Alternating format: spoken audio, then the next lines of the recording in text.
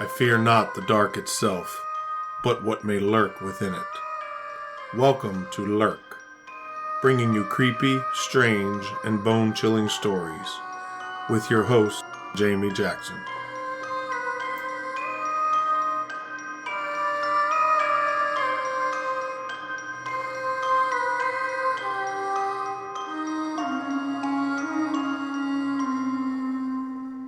Hey lurkers, welcome to this week's episode. I know I was a little incommunicado there for a bit. I was on vacation and then returned, and then I needed to get things squared away for my son's Eagle Scout ceremony, which happened this past weekend.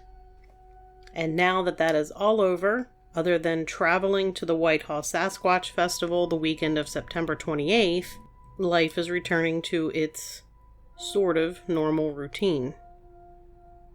So yes, as I just said, the Whitehall, New York Sasquatch Calling Festival is happening September 28th. I will be there, as well as my usual partner in crime, Liz, from So Sci-Fi and Beyond. Make sure you stop by and say hello, buy a t-shirt, support the show, buy some of Liz's stuff.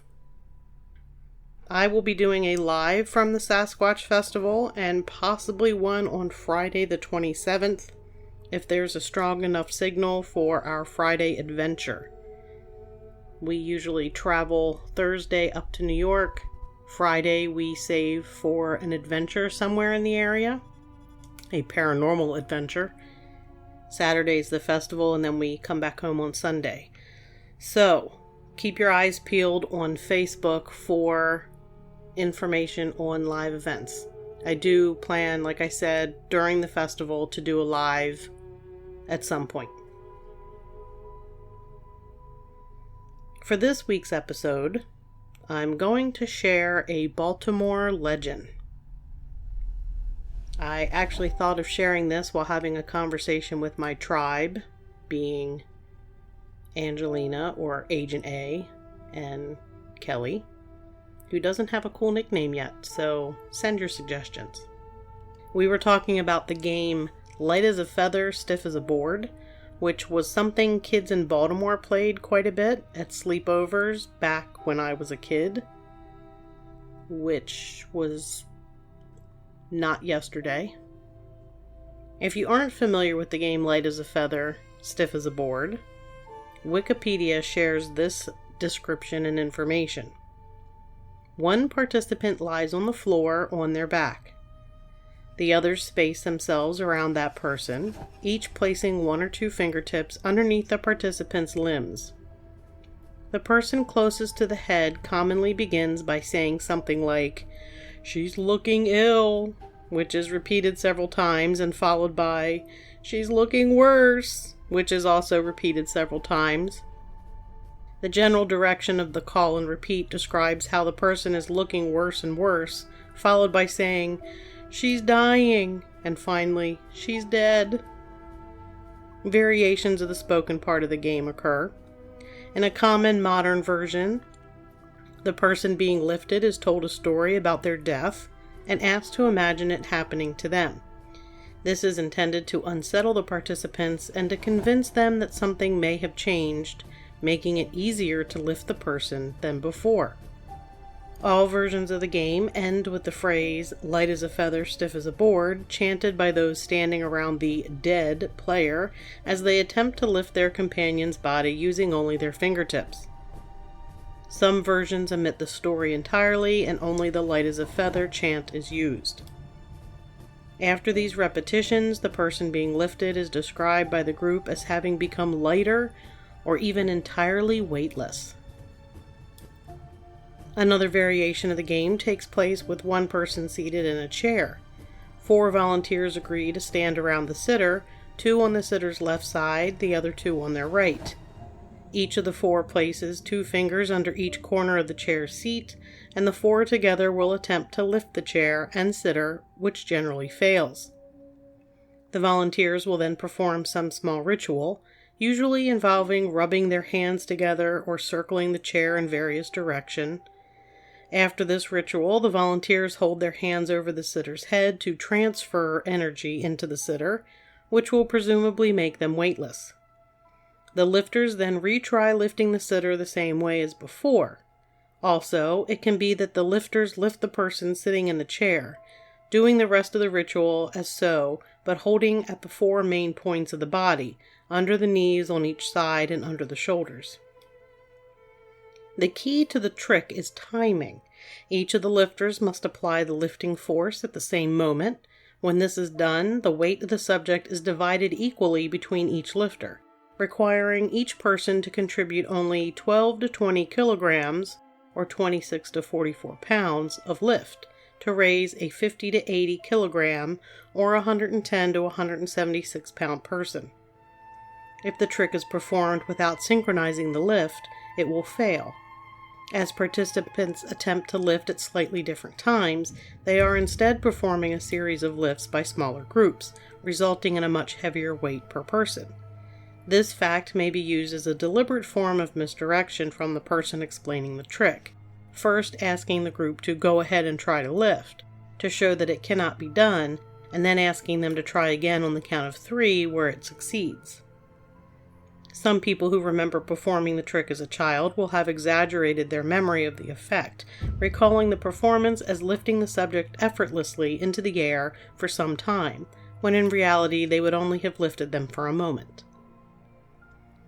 The oldest known account of levitation play comes from the diary of Samuel Pepys, or Pepys, a British naval administrator. His account of levitation play comes from a conversation with a friend of his, Mr. Brisbane, who claimed to have seen 4 little girls playing light as a feather, stiff as a board in Bordeaux, France. His account of Mr. Brisbane's experience reads, "He saw 4 little girls, very young ones, all kneeling, each of them upon one knee, and one begun the first line, whispering in the ear of the next, and the second to the third, and the third to the fourth, and she to the first. Then the first begun the second line, and so round, quite through, and putting each one finger only to a boy that lay flat upon his back on the ground, as if he was dead.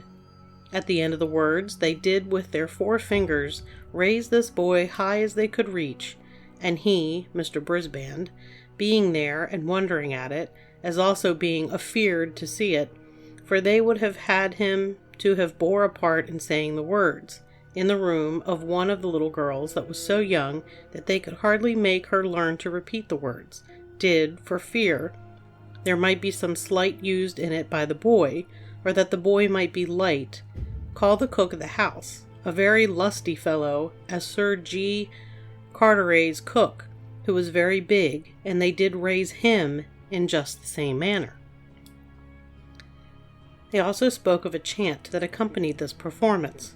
"Here is a dead body, stiff as a stick, cold as marble, light as a spirit. Lift yourself in the name of Jesus Christ."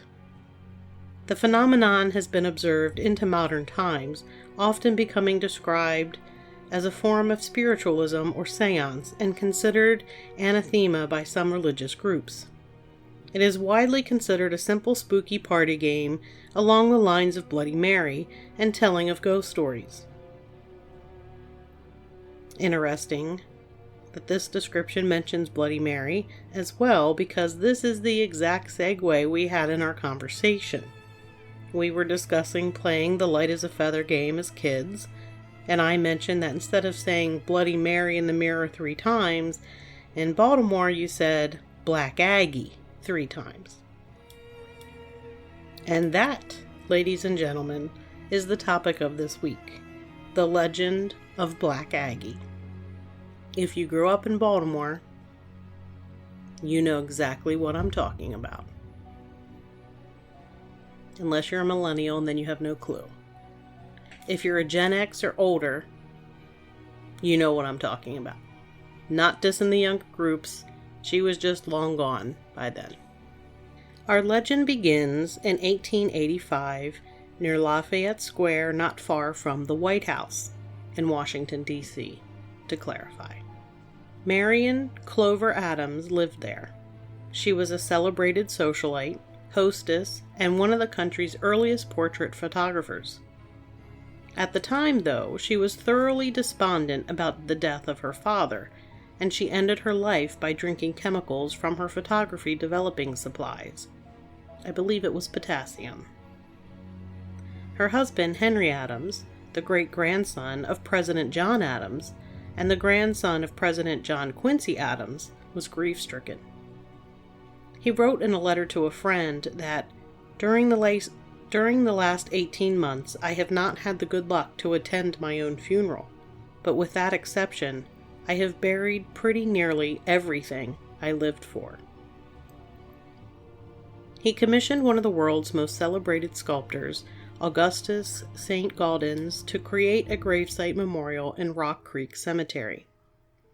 It took St. Gaudens 4 years to create the statue, but once finished, she was described as one of the most powerful and expressive pieces in the history of American art, before or since.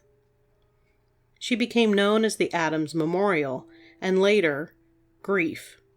Some say Mark Twain coined the latter name after he saw the memorial in 1906. The figure was a seated and draped woman that evoked a feeling of mystery and gloom. So much so that it became a popular tourist attraction, even though Adams tried to shield the view with trees and shrubbery. Despite many requests, he refused to allow copies of the statue to be made. However, a sculptor named Edward L. A. Pausch managed to do so in the 1900s. Meanwhile, Baltimorean Felix Agnes purchased a family plot in Druid Ridge Cemetery in Pikesville, Maryland. Agnes led a full life. Born in France in 1839, and at age 13 he traveled the world. He joined the French 3rd Regiment of Zouaves when he was just 20 years of age to fight in the war against Austria. He later fought alongside Giuseppe Maria Garibaldi, helping to unify Italy. In 1860, Agnes came to America with his mother and sister, settling down in Newport, Rhode Island. He later moved on to New York City, where he worked for the famed Tiffany & Company as a sculptor and silver chaser. Felix's involvement in the war didn't end in Italy. He enlisted in Duryea's Fire Zouaves as a private during the American Civil War and was quickly promoted to lieutenant after he helped to save the life of his captain. Agnes was severely wounded at the Battle of Gaines' Mill and was sent back to Baltimore to recover, and was taken care of by Charles Fulton's daughter named Annie. After he recovered, he joined the 165th New York Zouaves, a unit that saw a ridiculous amount of hard fighting for the rest of the war. By the end of the war, Agnes had been promoted to brigadier general and carried many wounds on his body. He was often quoted saying, "Shot 13 times, always in the front." Agnes married his caretaker, Annie Fulton, and made Baltimore his home. He purchased the family plot in Druid Ridge Cemetery to ensure that he and his family were buried together. Around that same time, a sculptor named Edward Pausch created Black Aggie, a copy of the statue named Grief, which stood in Rock Creek Cemetery. Agnes purchased the copy of Grief and had it placed at his family plot in Druid Ridge to watch over himself, his wife Annie, and his mother, who were all to be buried on the plot. The statue, a somber seated figure in a shroud, was installed at the cemetery in 1926 and has been surrounded by countless urban legends ever since. Augustus St. Gaudens' widow was incensed. A year later, she sent a letter to Henry Adams to inform him of the poor reproduction that had been done of Grief, and which was now resting in Druid Ridge. There was nothing they could do legally about the theft of the design, so St. Gaudens' widow traveled to Baltimore to see the site for herself. She discovered an almost identical statue, seated on a similar stone, but with the name Agnes inscribed on the base. After seeing the site, Mrs. St. Gaudens declared that General Angus must be a good deal of a barbarian to copy a work of art in such a way. Agnes quickly responded and claimed to be the innocent victim of the unscrupulous art dealers. The artist's widow then requested that he give up the sculpture and file suit against the art dealers. Strangely, Agnes did file suit, winning a claim of over $4,500, but he refused to give up the copy of the statue. However, despite all of that, Agnes was allowed to keep the knockoff, and in 1925 he was buried under it. The knockoff statue was dubbed the Black Aggie, due to the color of the metal and the name on its pedestal, and in the process was given a gender. She became one of Maryland's most prominent legends. Soon after their deaths, the whispers around Baltimore evolved. Pay Aggie a visit after dark, look her in the eye, and be struck blind. Pregnant women were warned to stay far, far away. Sit in her lap at midnight and death lurks around the corner. The replica statue was harmless in daylight, but her legend took flight at night. The statue would come alive at night, moving around the cemetery, and sometimes opened her eyes to reveal two glowing red orbs. Some claimed her eyes glowed red at the stroke of midnight. If you returned her gaze, you were struck blind. In some stories, looking in the red glowing eyes marked you, allowing spirits to follow you home and haunt you, eventually leading to your death. The spirits of Druid Ridge used the statue as a meeting place, and no grass would grow on the ground where the statue's shadow lay. If a pregnant woman was touched by the statue's shadow, she miscarried. If you stood in front of a mirror and repeated Black Aggie, she'd scratch your face, or, the legend I learned, she would appear behind you and pull you down to hell, or stab you, or make you lose your mind, or some combination thereof. I started to try it once, but I never got brave enough to say that third and final Black Aggie. And if you dared to take a seat on Black Aggie's lap, you would soon be embraced by her metallic arms and crushed to death, or dragged to hell. Some say that any virgin placed in the outstretched arms of Black Aggie would lose her virginity within 24 hours. I don't really know exactly how that one is a curse, but we're talking the 1950s and 60s, so. The only positive legend about her was that if you left coins in her palms, you would have good luck, if you were brave enough to get that close. A local college fraternity was said to haze initiates by requiring them to spend the night sitting in Black Aggie's lap. One young man took the dare and was left at dusk in Druid Ridge Cemetery. When his fraternity buddies returned in the morning to fetch him, they found him lying in the statue's arms, dead. His face was frozen in a look of sheer terror. This is the story I remember the most as a kid, and it both terrified and fascinated me, because I'm weird. One dark night, 2 fraternity members accompanied a new hopeful to the cemetery and watched while he took his place underneath the creepy statue. The clouds had obscured the moon that night, and the whole area surrounding the dark statue was filled with a sense of anger and malice. It felt as if a storm were brewing in that part of the cemetery, and to their chagrin, the 2 fraternity members noticed that gray shadows seemed to be clustering around the body of the frightened fraternity candidate, crouching in front of the statue. What had been a funny initiation rite suddenly took on an air of danger. One of the fraternity brothers stepped forward in alarm to call out to the initiate. As he did, the statue above the boy moved. The 2 fraternity brothers froze in shock as the shrouded head turned toward the new candidate. They saw the gleam of glowing red eyes beneath the concealing hood as the statue's arms reached out toward the cowering boy. With shouts of alarm, the fraternity brothers leapt forward to rescue the new initiate, but it was too late. The initiate gave one horrified yell, and then his body disappeared into the embrace of the dark angel. The fraternity brothers skidded to a halt as the statue thoughtfully rested its glowing eyes upon them. With gasps of terror, the boys fled from the cemetery before the statue could grab them too. Hearing the screams, a night watchman hurried to the Agnes plot. he discovered the body of a young man lying at the foot of the statue. Another story tells of a girl who refused to believe in the hauntings, venturing out alone into the cemetery towards Black Aggie. Hours later, she would be found dead by the groundskeeper at the lap of the statue. Then there's the guy who disrespected Black Aggie. One night, a man named Frank and two of his friends were visiting Baltimore from Atlantic City. They planned on seeing some girls they had met up with while the girls were in New Jersey on vacation.